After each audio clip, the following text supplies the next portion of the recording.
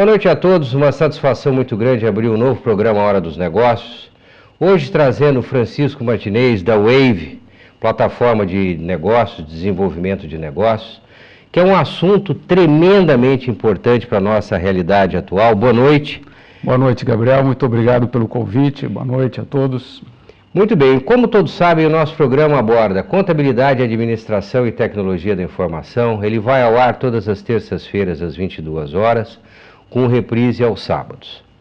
Em primeiro lugar, eu chamaria, fazer uma brincadeira, esse aqui é o rei da startup. Eu acho que a experiência profissional dele traz já de muitos anos esse conceito de incubadora, de auxílio, de análise de investimento, de análise de projeto.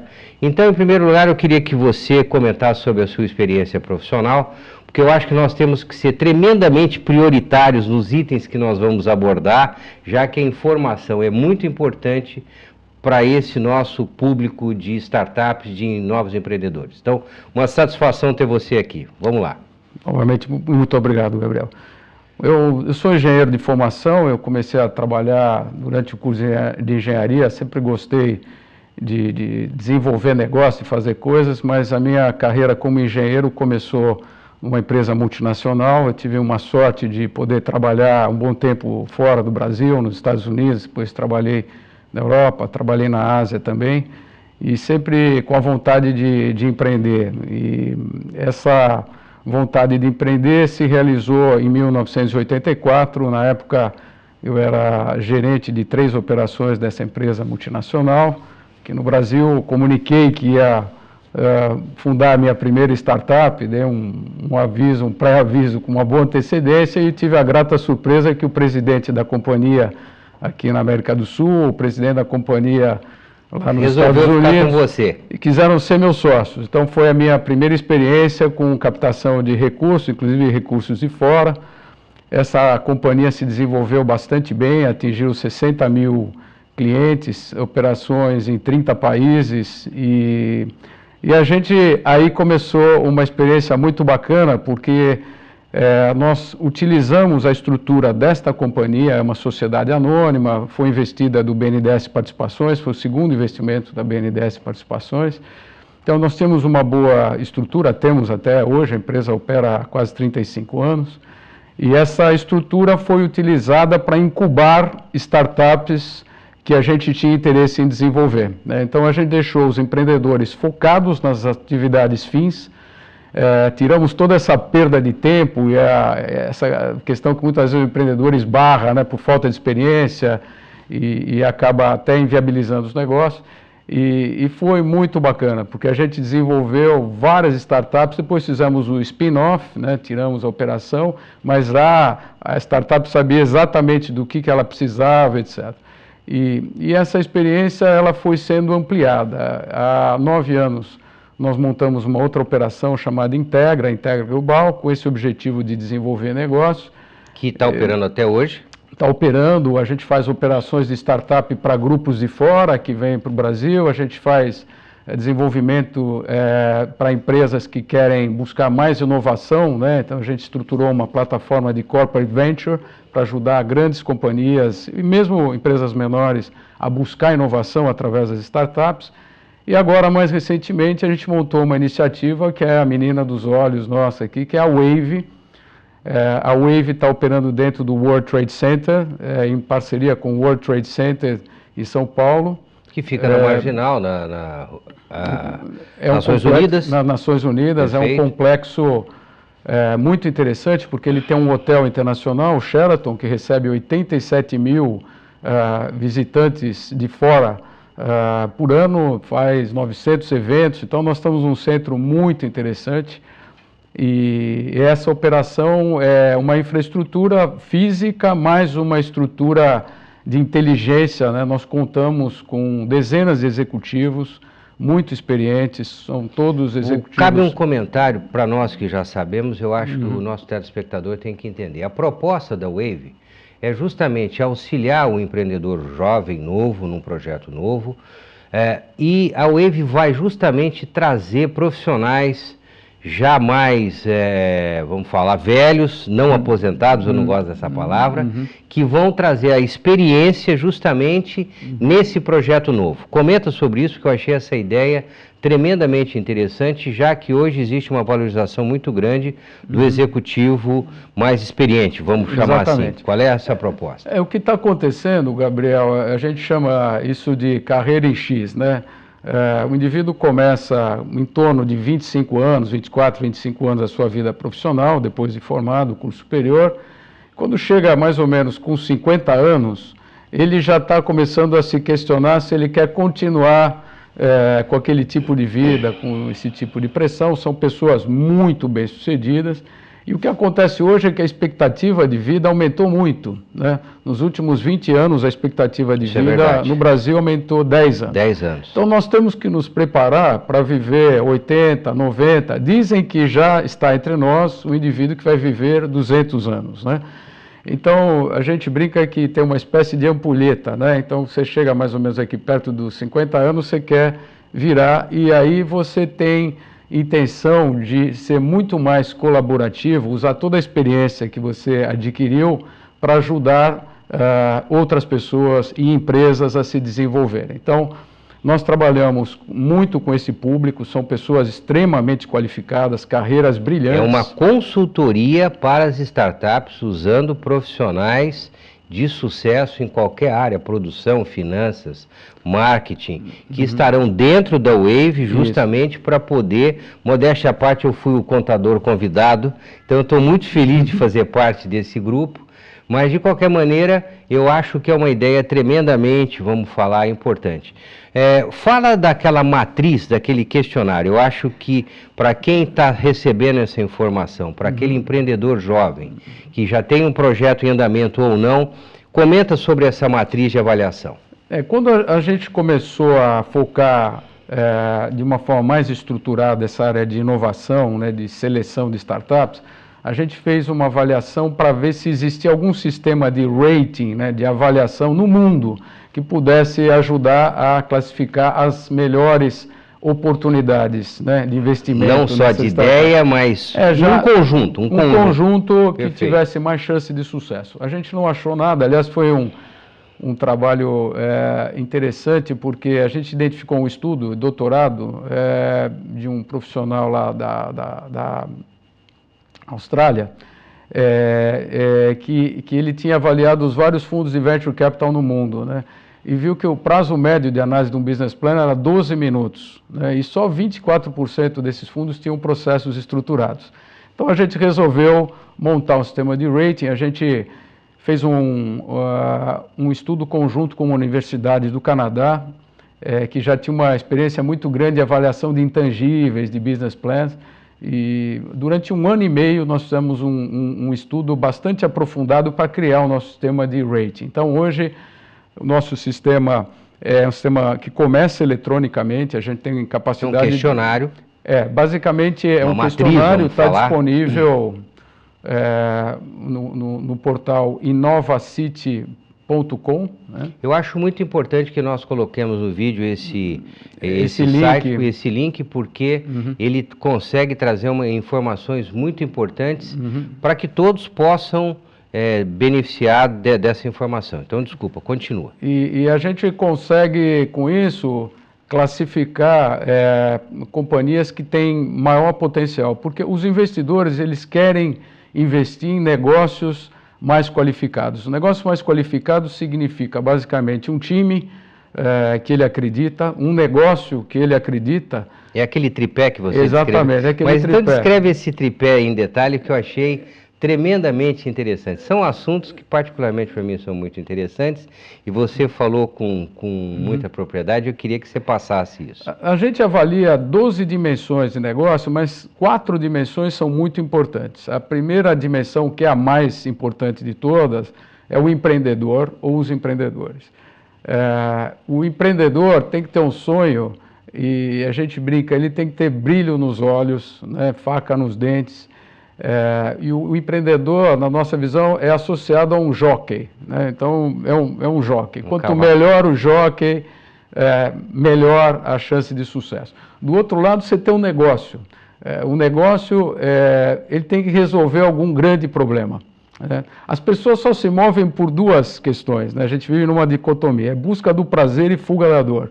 O mercado é a mesma coisa, você tem alguma atividade que vai ter muita realização, muito prazer, ou é resolver dor. Né? Um problema, uma demanda. Uma demanda tal. Então, o negócio é o cavalo. Né? Então, você tem um jockey do lado e um cavalo. Bom, mas não adianta um ótimo jockey com um ótimo cavalo se você não tiver um plano para treinar o cavalo e o jockey. Né? Então, esse é o business plan. O business plan, a gente costuma dizer, não é um documento de 300 páginas, mas é uma estratégia de como você vai fazer acontecer um negócio que você escolheu fazer.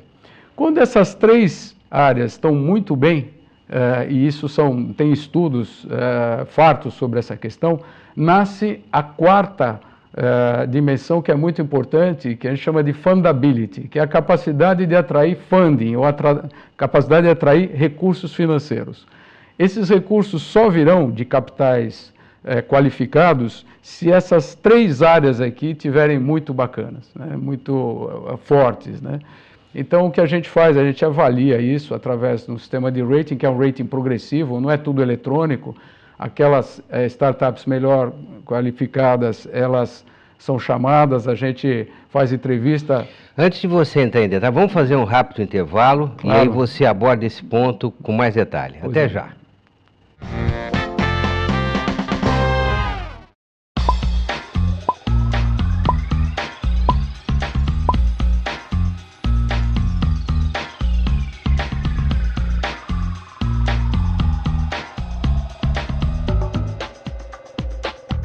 Há 15 anos, a Casa Hope amplia a esperança de crianças e adolescentes com câncer e transplantados. Esperança de construir uma família. Esperança de ter a vida que todo mundo merece. Esperança de fazer parte do mercado de trabalho.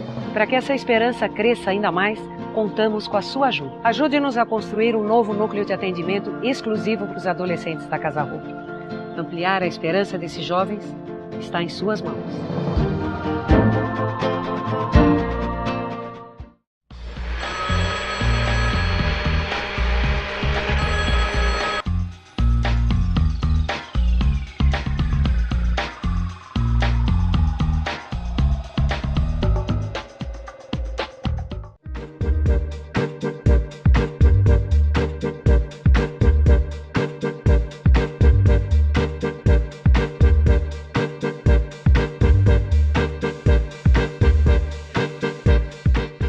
Ao verem uma criança pobre e doente, todos querem cuidar dela. Mas você sabe como? O Saúde Criança sabe. Cuida da saúde e do remédio da criança. E também da educação, do emprego dos pais, dos documentos da família, da condição da casa. E cuidando disso tudo, cuida de verdade da saúde da criança. Em 21 anos, o Saúde Criança já cuidou de 43 mil pessoas. E com sua ajuda, pode cuidar de muito mais. saudecriança.org.br. Conheça, ajude.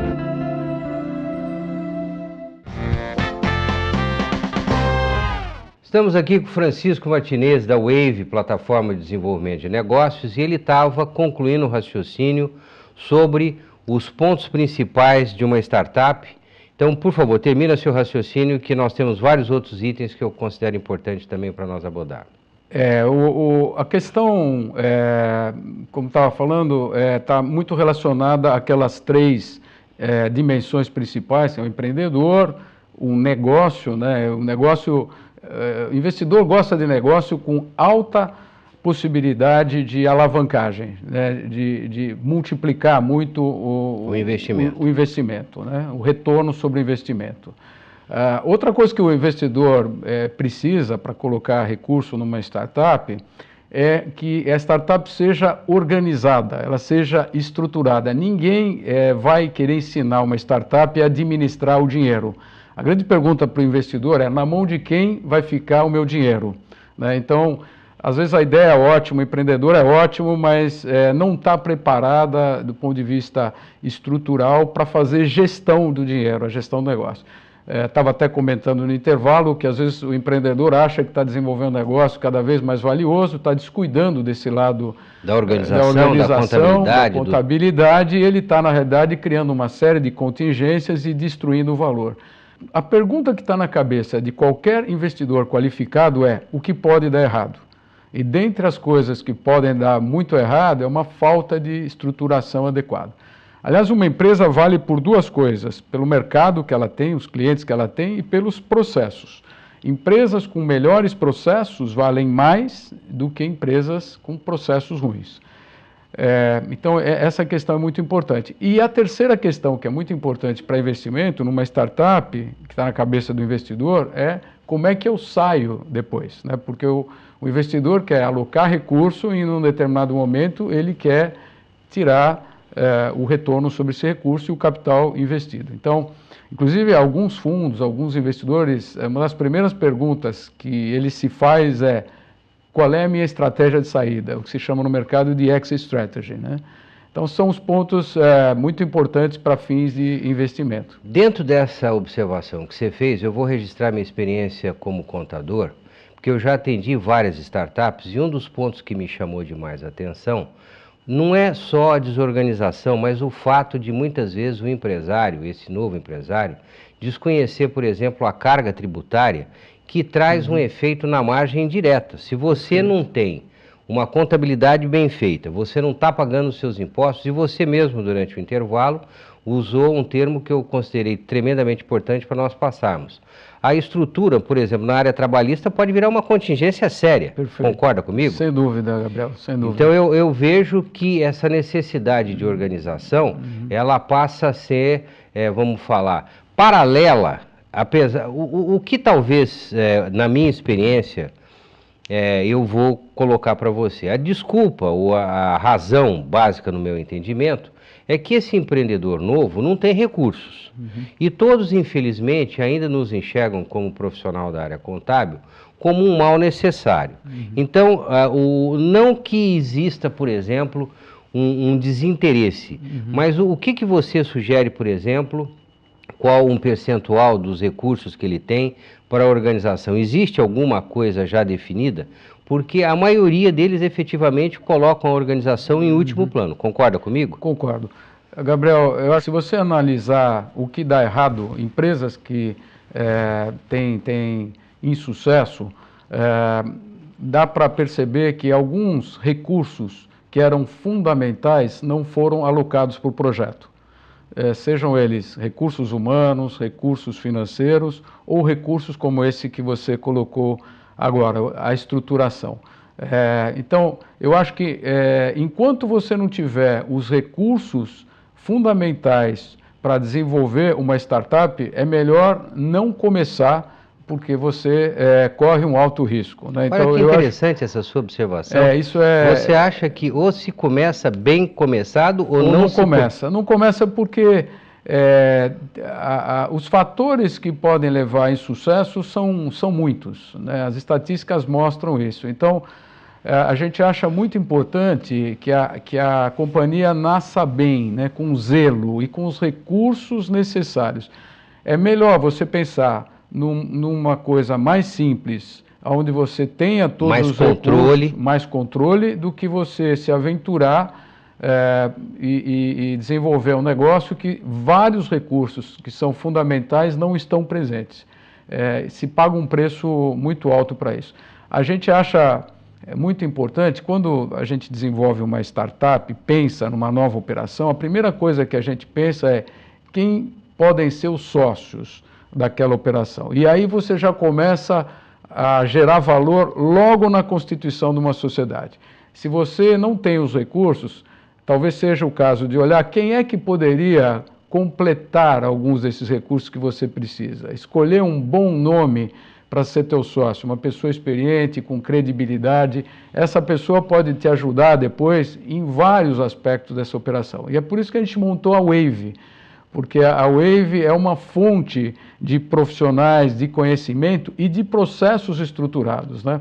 A gente fez um processo muito cuidadoso para a escolha do parceiro na área de contabilidade. Perfeito. De auditoria, de gestão fiscal, trabalhista, etc. Porque a gente quer levar essas boas práticas para cada uma das startups. E também a gente não opera só com startup, a gente opera com empresas estrangeiras chegando no Brasil. Startups de empresas de fora, grandes grupos. Aliás, eu queria comentar com você o seguinte, eu não sei se sabem, eu participei da Feira da Alemanha agora de Hannover, e me surpreendeu demais a falta de empresários brasileiros. Nós éramos em 4, eu um deles, menor que eu, acho que poucos empresários são. Então, realmente me chamou a atenção. Por que você justifica, na sua opinião, um dos pontos, na minha opinião, é que o empresário brasileiro tem uma preocupação muito grande de atender o mercado brasileiro. Agora, 4 empresários brasileiros numa feira com 3.000 expositores, você enxerga alguma coisa diferente dessa que eu falei? Por que esse desinteresse? A Apex não estava lá, Fiesp não estava lá. O que acontece? Me dá uma... Eu também me surpreendo. A nossa primeira startup, como eu comentei no início aqui da conversa, ela atua em 30 países, tem 60 mil clientes. A gente sempre foi muito agressivo nessa questão do mercado externo, porque o mercado externo não só é uma possibilidade a mais comercialmente, que é muito interessante, mas é uma forma de você se manter atualizado em termos de tecnologia, de você se manter competitivo, né? Não tem dúvida. Então eu acho um enorme erro se fazer ações no mercado externo. Lógico que tem mercados onde a gente pode ser mais competitivo e outros menos competitivos, mas eu acho fundamental. Eu acho que isso vai mudar no Brasil, até porque hoje existe uma relação real-dólar ou real-euro muito favorável para a exportação.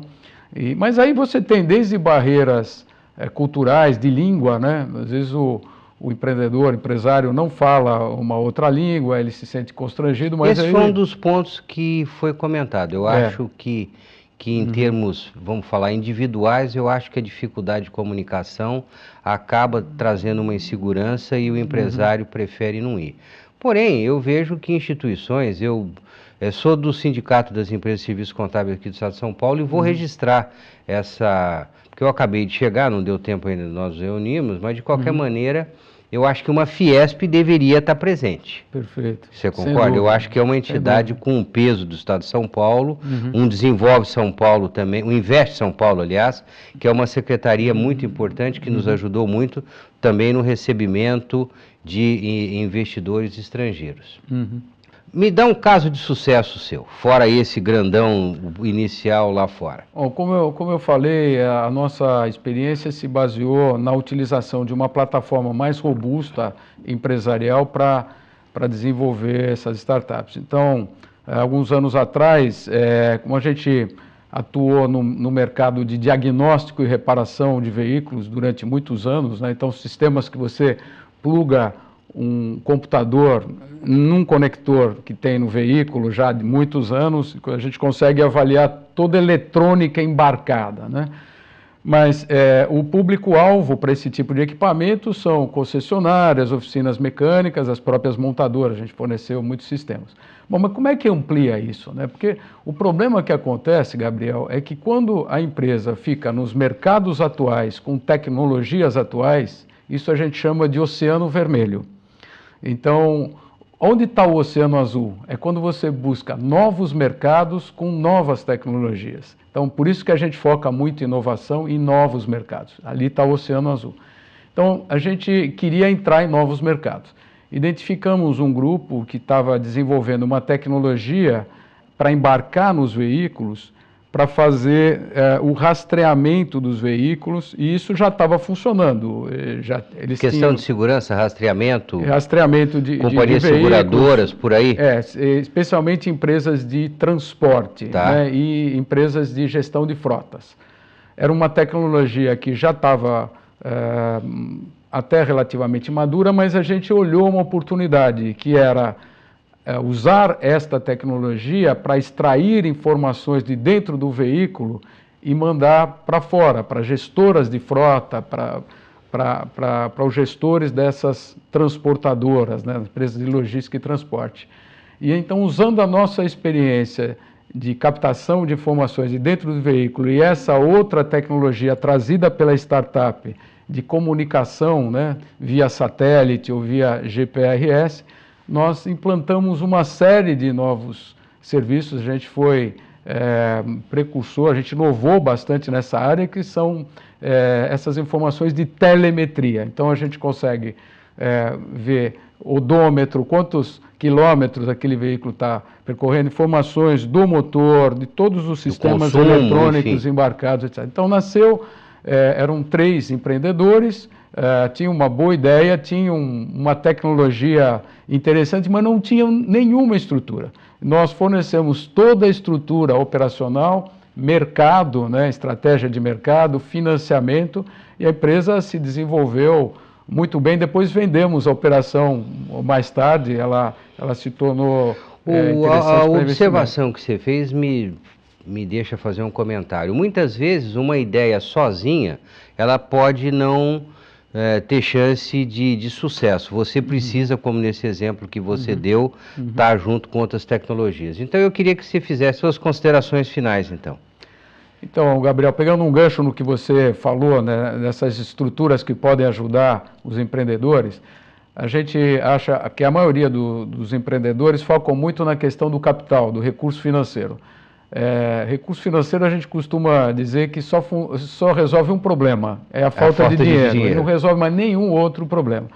Então, além do recurso financeiro, que obviamente é fundamental, a gente sempre gosta de olhar quais são as estruturas que poderiam ajudar o desenvolvimento de uma startup. Você tem empresas grandes ou pequenas ou médias empresas que têm muito interesse em inovação e têm estruturas prontas e têm interesse em usar essa estrutura para alavancar. Então, o que a gente faz na Wave é juntar esses vários elementos. As empresas que buscam mais inovação, né, e precisam dessas startups, né? Os investidores que têm recurso financeiro, os profissionais extremamente experientes que trazem conhecimento, know-how, maturidade para ajudar a desenvolver isso, e essa área toda de back-office, que nós somos parceiros, para poder dar a estruturação contábil, fiscal legal, adequada para que essas empresas possam atrair os investidores. Investidor nenhum, como já falamos aqui, vai colocar recurso num projeto que não tenha todos os elementos para ter muito mais chance de ter sucesso. Te agradeço muito. Acredito que hoje nós tenhamos trazido muitas informações importantes. Coloco o nosso e-mail horadosnegócios.com.br para qualquer tipo de dúvida. As informações de você estão no ar. Então, uma satisfação muito grande, muito obrigado e uma boa noite. Obrigado, Gabriel. Bons negócios a todos. Boa noite a todos. No momento da contabilidade de hoje à noite, eu vou abordar um dos assuntos mais importantes da nossa atualidade, que é a repatriação de recursos do exterior. É uma realidade e existem muitos cidadãos brasileiros com recursos não declarados no exterior. O governo brasileiro, talvez pensando primeiramente numa arrecadação adicional, ofereceu um incentivo, podemos chamar assim, para que cidadãos possam regularizar a sua situação e trazer esses recursos que estão depositados em bancos aí em diversos países, enfim, recursos que não estão declarados oficialmente no Brasil. É uma oportunidade interessante, cada caso é um caso, todos têm problema de sucessão, todos têm problema de necessidade, por exemplo, de trazer recursos. Então, eu acredito, fale com o seu contador, esse é um dos pontos. Nós temos até outubro, final de outubro, para que isso possa ser realizado, porém, a legislação já está em vigor. Analisem esse fato e bons negócios a todos. Uma boa noite.